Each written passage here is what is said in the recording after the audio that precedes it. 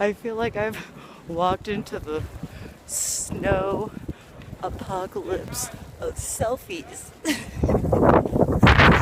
So, what happened in the snowstorm? Well, those New Yorkers got on their winter gear, walked down the street, and started taking pictures of one another so they could make videos.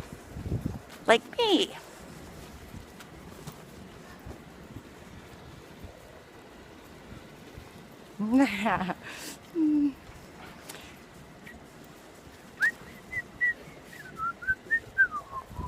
I still think everybody should be wearing jingle bells.